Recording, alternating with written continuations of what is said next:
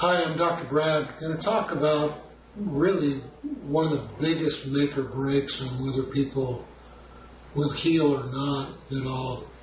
And that's about food intolerances. And that's right, I did say food intolerances, not food allergies. The reason why is in doing research and looking up what's going on with foods, the food allergies only account for about 2 to 3% of the potential response to go on inside of us. The other 97-98% of the food reactions that go on inside of us are truly food intolerances. And there's no way to measure those through a lab test. We're going to go through the reasons why that is the case. So most of the testing that people are getting for all of their food intolerances are only assessing 2 to 3% of the possible responses going on inside. And as I go through this, I'm going to explain why the modified elimination diet approach toward trying to find these is completely dysfunctional, and it's not really a very valuable tool. So when we look at the reality of testing with food intolerances, this research article says only about 50-60% of the blood tests and skin prick tests will yield a false positive result. That's actually being very conservative and very generous. Most of the blood tests are through a antibody assay test, and those have so little accuracy they really shouldn't be used at all. The skin prick test, they assume it's an IgE response to the allergies. They never measure IgE whatsoever. It's a visual look and a guess, and they extrapolate that to make it sound like it really means something when it's very, very inaccurate also. When we look at the scientific studies, usually your serum tests for food intolerances are going to be a fraction of IgE and IgG. The IgG is so inaccurate that not even the allergy societies in North America, that's America, Canada, throughout Europe, none of them will even accept these tests as valid whatsoever. When we look at the IgE side, I'll compare that to Lyme disease testing. The accuracy of the IgE used to be publicized on the Lyme disease testing sites. IGeneX was one of them that said it was 0 to 20% accurate. They've removed those results a long time ago, and you haven't been able to see those for many, many, many years. They did a study with a bunch of people with the Lyme disease IgE test. They took a bunch of people, they did 3 blood draws off of everybody, collected 516 blood samples. They labeled those samples very carefully so that people who took them could track them wherever they sent them, but the labs had no idea what they were doing. Of those 516 samples, sometimes one lab would get all 3 samples, sometimes 3 different labs would get 1 sample each of the same person. Out of the 516 lab samples, no 2 results were the same. Yes, you heard me right. No true results were the same. Lyme disease researcher Tom Greer says the findings that's so outrageous, the test should be outlawed. They're no better in any other aspect. So looking at food intolerances, we can't expect a greater accuracy than that. And that's really, really unacceptable. It's really terrible. So this is part of the reason why people have such struggles with this, because there's no validation for really what's going on. Also, the IgG responses, they're only there possibly because we got exposed to something. It's not necessarily an immune response to it. So if you just ate something, these levels could be risen. So that really creates a very diagnostic problem. So throughout the industry, it's either the serum test or skin prick tests, and the accuracy is just terrible. But once again, those responses, they're only measuring 2 to 3 of the potential food intolerance responses that can happen, true allergies.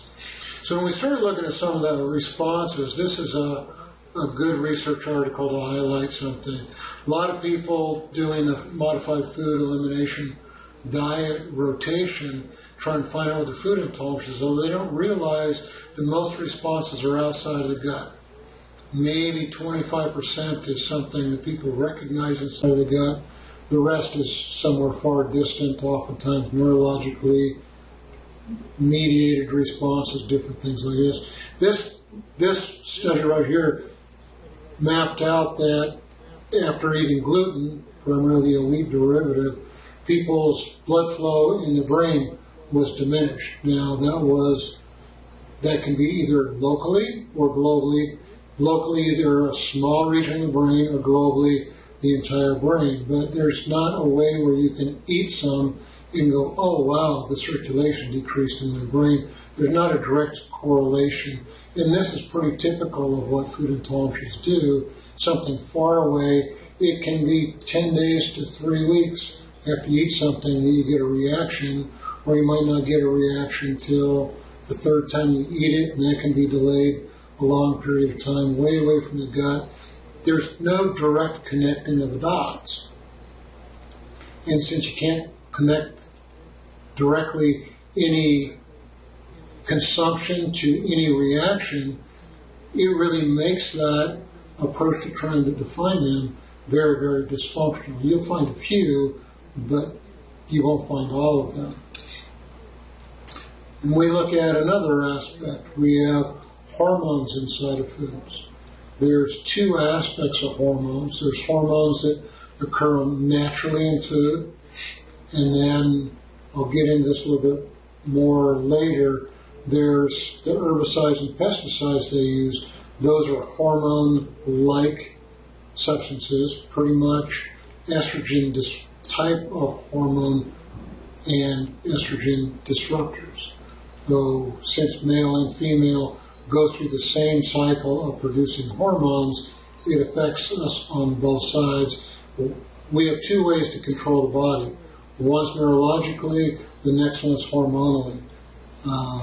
Food intolerances can disrupt the neurological side, it can disrupt the hormonal side. We'll get into that a little bit more as we go through this. So this is a real interesting study here. They took some people, they just took them from whatever their diet was to a typical normal American diet. They called the SAD diet, Standard American Diet. And in a matter of a short period of time, they had 71% increase of this toxic overflow coming out of their gut into the bloodstream. So that's not what was produced inside the gut, nor what the liver caught. This is what spilled out throughout the entire body after the gut had done what it could, the liver had done what it could. This is everything that escaped. So lets us know that levels of toxicity inside the gut and liver are astronomical when people eat this way. Looking at this is typically what the brush border looks like inside of the gut. The top picture is a normal picture. The bottom picture is one that has chronic inflammation. Now, one of the things that will typically happen when people are eating things they're not tolerant to, it creates this inflammatory reaction inside of the gut wall. Now, all of those spires that stick up on the top picture here, those are called microvilli. There's several microvilli on each cell that lines the gut.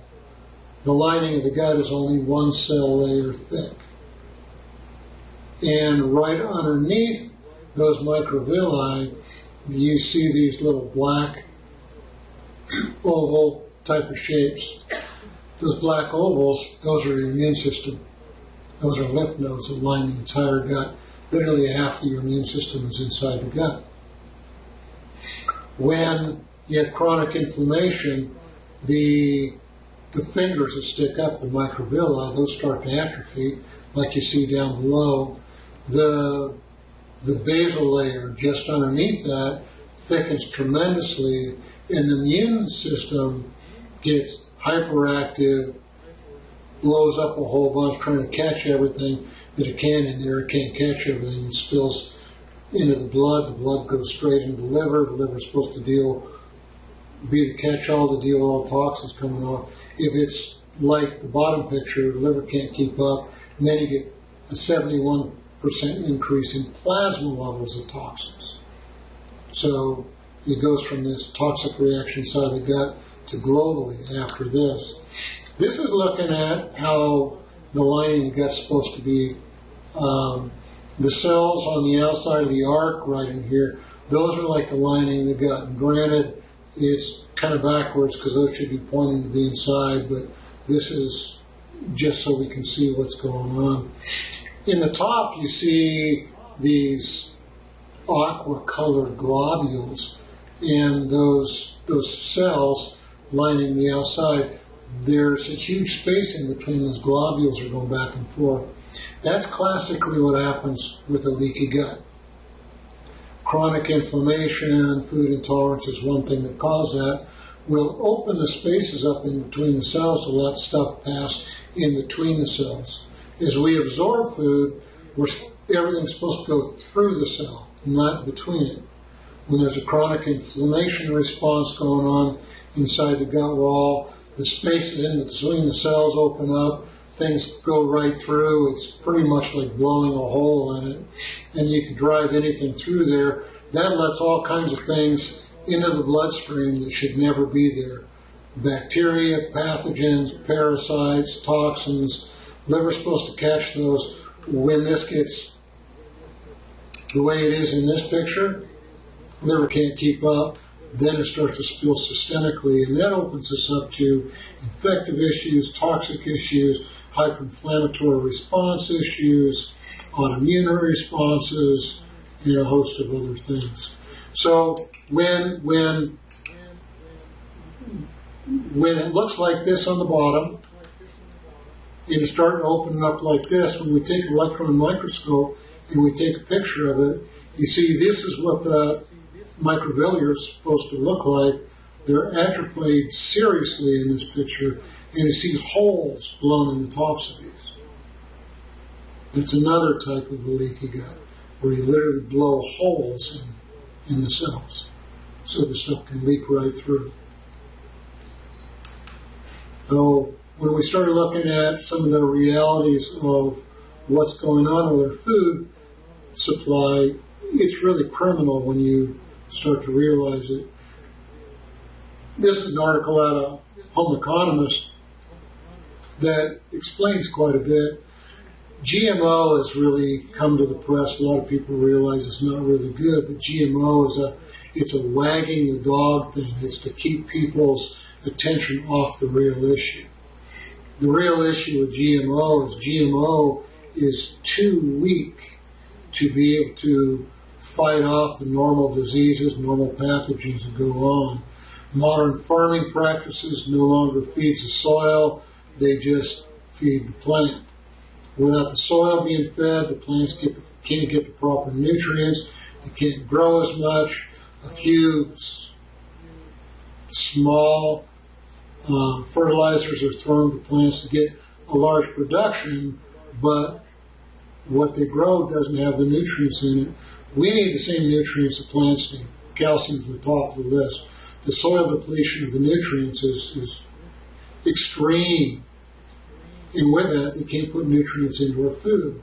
So whenever you look at what's supposed to be in food in some type of a manual, that's an isolated incident off of one field at one point in time. There's a book called the Kellogg Report that it goes way back into the 30s, a congressional record of them discussing the crisis of the depletion of nutrients in our soil here in America. This is a real issue behind GMO, because not only are we growing food off nutrient-depleted soil, the plants are too weak to fend anything off, so then they spray herbicides and pesticides to ensure that it continues to grow. The herbicides and pesticides are hormonally toxic to our systems. They destroy the normal bacteria that grow inside of our gut, which does the bulk of our digestion. That normal flora creates every neurotransmitter we have that makes our brains work. It creates every hormone in our body that you can make too. So you disrupt that, it disrupts brain function directly through disruption of neurotransmitters. It directs hormone function directly through inability to make hormones. So LPS is part of the spillover of what the toxins are that go out into the blood from the gut that leaks, like what we just showed. The LPS is actually the cell walls of bacteria that grow inside of the gut, and once that gets out, that acts like a super antigen. In other words, it really ramps up the immune function globally throughout the whole body. That can create autoimmune disease. That's one of the primary causes of autoimmune disease is toxicity. This is coming straight out of the gut because of dietary inadequacies, poorly grown food without any nutrients, food that's laced with herbicides and pesticides. Most people may not realize that, say your hard wheat crop, 90% of the hard wheat crop is sprayed with Roundup 2 days to 3 weeks before it's harvested. And that's supposed to increase yield. The agricultural school in Minnesota, the U of M down in the main campus in Minneapolis, a couple of scientists looked at yield studies. They proved there's no change in the yield, but farmers and the promoters of big ag don't want people to believe that, so that doesn't change the practices whatsoever. So this is huge. When we start looking at the change in the bacteria, because the food supply changed the bacteria, the herbicides and pesticides change the bacteria, the inflammation changes the bacteria that grows inside, the stress all that causes change the bacteria. As that happens, the bacteria become more pathogenic.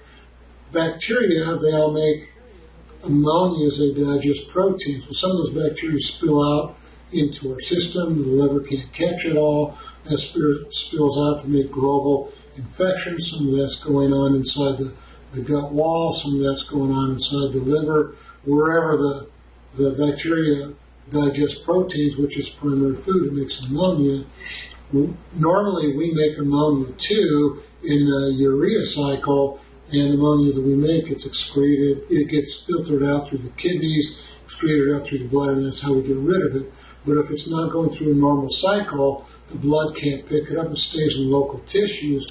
When it stays in local tissues, ammonia is like an acid, only it's a base, but it burns tissue. And it burns tissues wherever it is. One of the key things that burns is mitochondria. Mitochondria look somewhat like this. Mitochondria are the powerhouses that make energy in the whole body. So you start to burn those up. This is what a dying mitochondria looks like. About a third of this mitochondria is gone. Whether it's from ammonia or another reason we don't know, all you can tell is from the picture, over a third of the mitochondria is gone. It can't possibly make energy. This is a slide of how we really make energy. It's called the path of glycolysis, where we take our food in, we turn it into glucose, and we use it for energy inside of our cells. The purple area down in the bottom, that's where almost all the energy is made. All that happens inside of the mitochondria. So you burn those up, you can't make energy.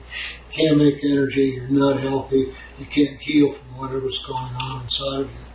So that's one of the results of what the change in bacterial growth that goes on inside of the gut causes. The standard American diet, along with the herbicides, pesticides, food intolerances, and everything else creates all of this. So we started to look at the autoimmune disease side of things. Autoimmune disease isn't a disease. It's actually a reaction to toxins. And the way that reaction happens, the body gets toxic. In this case, we're looking at toxins that are being formed inside of the gut because of pathogenic processes, because of improper foods, foods that are irritants, foods that are full of toxins like herbicides and pesticides, things along that line. When all of the blood supply from the gut is supposed to shut in the liver, and the liver is supposed to convert those toxins into excretable forms. Actually, half of the same mechanism we use to absorb food is the same mechanism we use to detoxify things.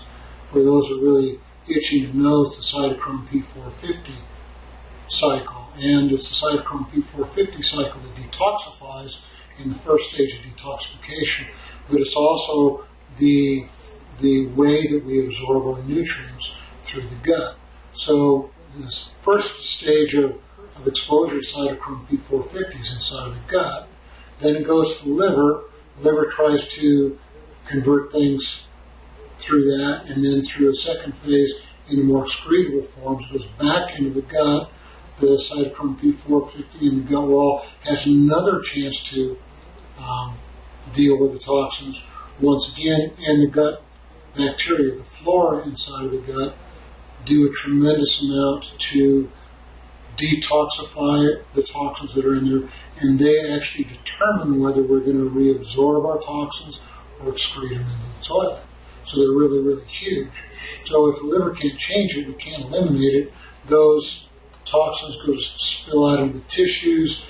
If it can't get out through the bowel or the bladder, secondary elimination tissues are the skin and the lungs. We'll see that a little bit later on what that does. But all your skin irritations, rashes, things like that, respiratory difficulties, typically because of an over-toxic body. If it can't excrete into the toilet or through the skin or lungs, that stores in fats. Well, all of our hormone-producing organs are 50% fat. As the toxins start to store in fats, it makes the fat toxic. And once the fat becomes too toxic, the immune system starts to attack it. And that's how autoimmune disease starts. If that fat is in a hormone-producing organ, it starts to create autoimmune issues inside our hormone-producing organs, and it really dysregulates hormones in a hurry, which is the secondary control of everything that goes on inside of us. So this is typically what happens to skin when there's a chronic toxicity going on. People will call this eczema, topical dermatitis. There's all kinds of different words for this, but whenever you see this, it's a reflection of toxin inside of us that can't escape, and they're trying to get out through the skin.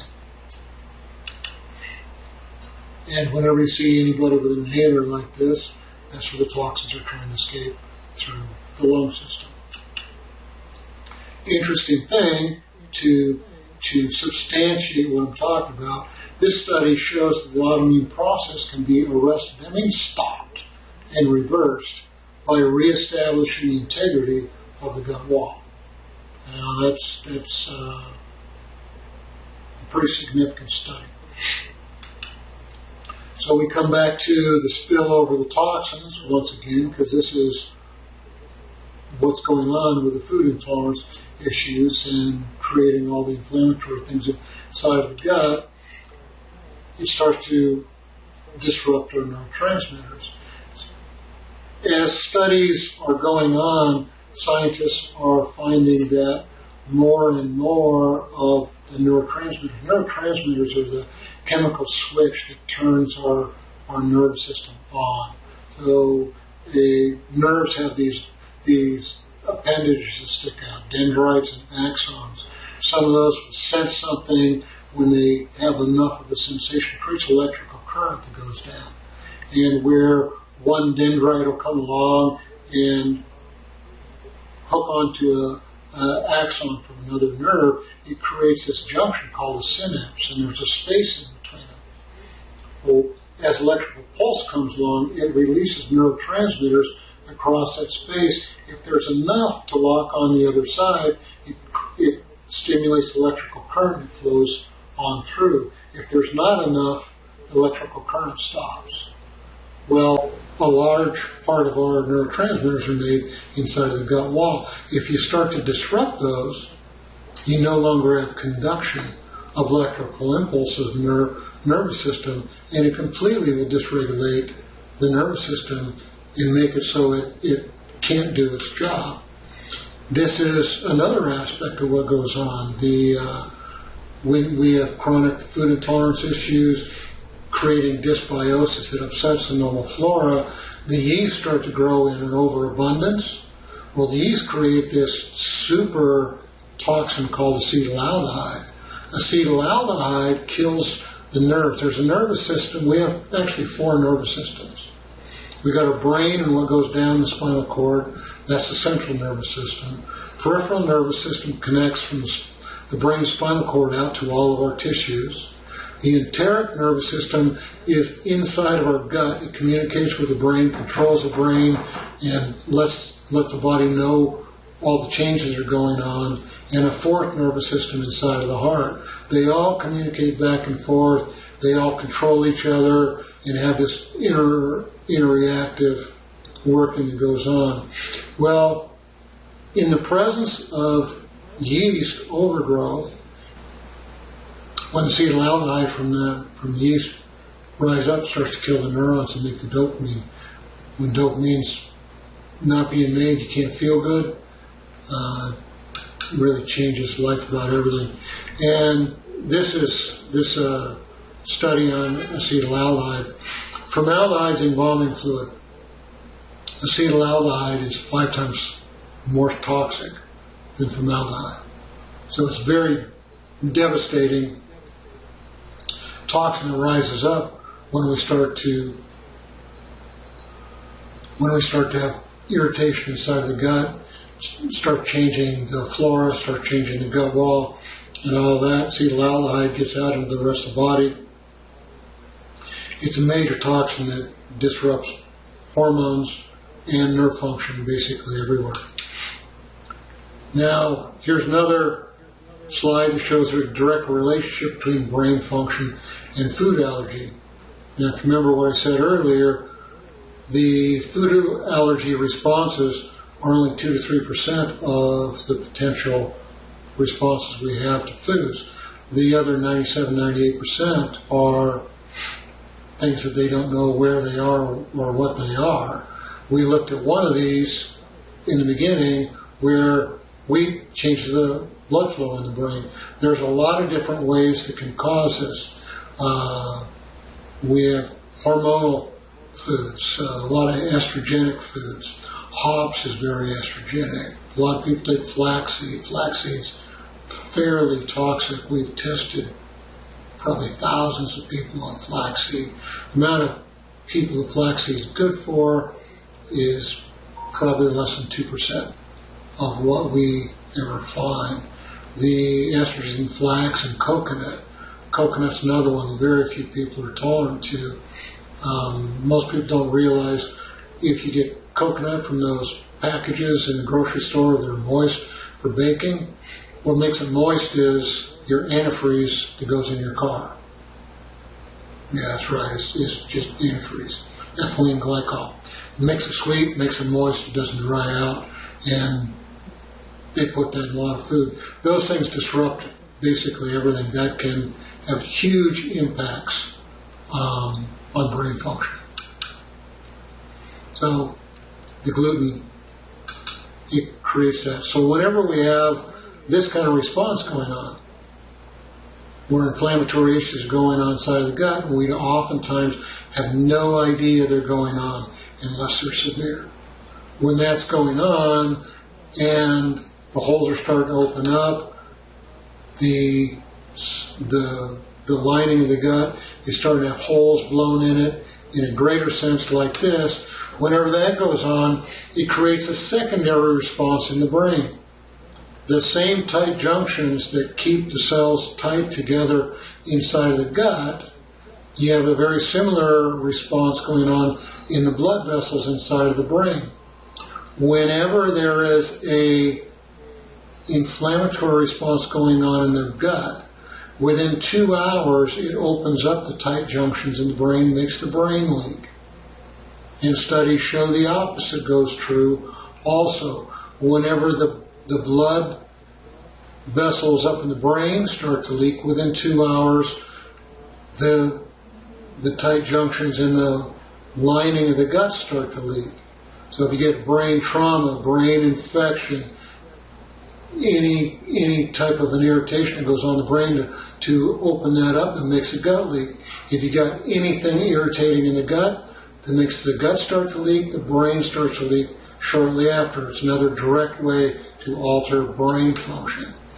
Then we started looking at the hormonal system. It's primarily regulated inside of the base of the brain, right on top of the brainstem, right on top of where the spinal cord comes in the brain, is a center called the hypothalamus.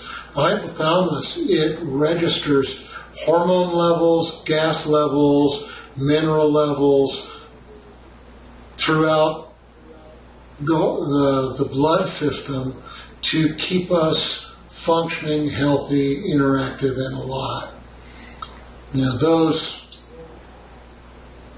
the information that the hypothalamus picks up, it communicates with other areas of the brain to do different things. In the case of the hormones, its primary interaction is with the pituitary.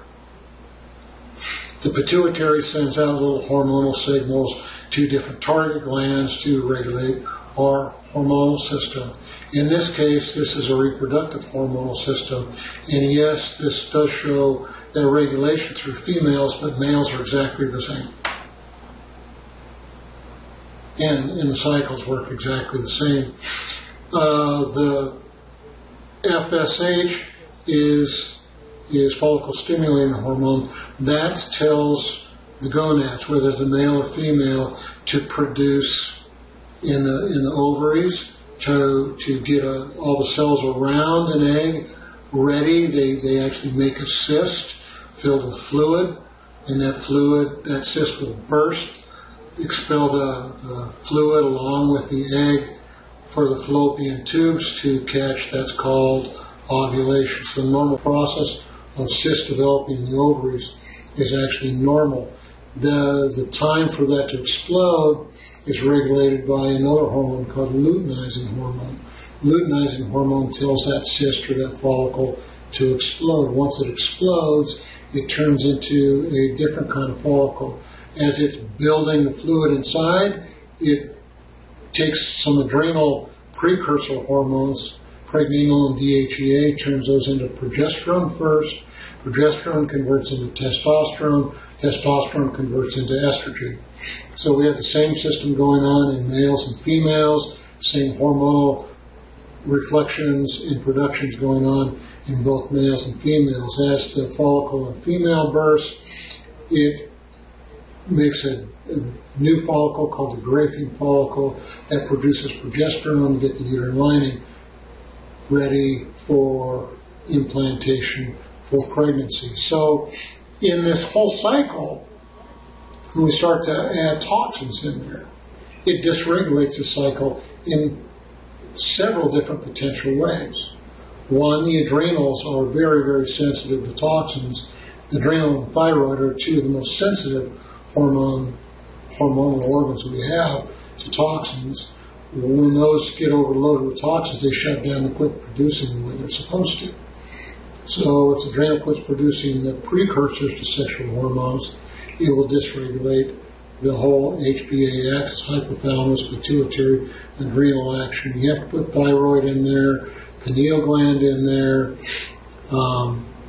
the gonads in there, ovaries or testes, pancreas creates some other hormones. You got to put it all together. Toxins will also dysregulate the hypothalamus. and make it so it can't respond. If the organs aren't responding, target organs aren't responding, making proper hormones, the hypothalamus reads that the hormones are off, it communicates to the pituitary puts out a signal to make more hormones, but if that's broken, it dysregulates it there.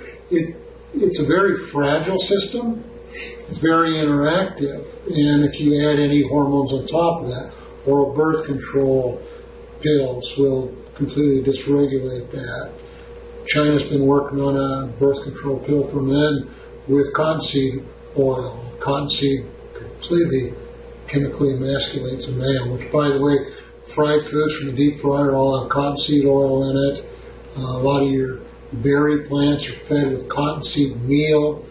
The slave trade, back when the slaves were throughout more the south part of America, when the slave women got pregnant, they would eat cottonseed seeds as an abortifacient. It would cause them to have abortions.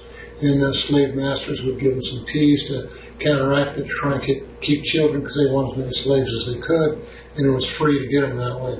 And the moms didn't want their children to be born into slavery, so they tried to have abortions with that. So we have all these different ways to create all of these different nightmares. And we found some women years back that were eating a really clean diet where their hormones were dysregulated. It ended up being from blueberries. Blueberry farms were using cottonseed meal as an alkalizer and also food to the soil to feed the blueberries, not realizing that cottonseed meal is a hormone disruptor. It's completely disrupting women's hormonal function. So this is one way where that happens. When we look at hormone balance, it comes from foods. How we eat really determines foundation. How we are, the inflammation, toxic issues that come out of the gut, change basically everything. The gut, it controls our hormones and our nervous function in a huge way. We talked about how the liver tries to deal with the toxins. It also will try and regulate blood sugar, especially when we're stressed out. We just talked about how the HPA axis can be dysregulated in several ways. It can, if it starts to beat up the thyroid and the thyroid doesn't respond. Thyroid is where we get all our energy. It's half of a women's cycle. You see all the cyclical issues, PCOS, things like that. Thyroid's a huge, huge, huge part of what that is. Once that starts to happen, we start to have a dysfunctional adrenal response making cortisol. The cortisol tells the liver to take liberated proteins. The cortisol actually dissolves our muscles to liberate proteins. Those proteins go to the liver to get converted into sugar to give us energy, basically to defend our life. When that sugar starts to rise, it makes the pancreas start to put out more insulin. Pancreas also makes a small amount of alcohol. Alcohol is how the pancreas regulates our body temperature. And then we have the ovaries and the testes. Those help regulate our sexual hormones. It's not all of the production, and as we get older, most of that production happens in peripheral tissues. So here's another complication. Whenever there's a chronic stress going on, the Pregnenolone and the DHEA that are supposed to be given to the gonads and peripheral tissues to make our sexual hormones gets shunted over to produce cortisol, our stress hormone. And once that happens, there's no precursors to make sexual hormones. So if there's not a balance going on, the cortisol will actually cause atrophy of genitals in both males and females. It'll destroy the erectile ability in male and female tissues. I've got some other videos on the hormonal dysregulation and really get into that a whole bunch, but the erectile tissue dysfunction in women is pretty much ignored because they can still engage sexually, but it's a huge, huge, huge problem. That's why women have problems with orgasm postmenopausal, once women are having chronic health issues.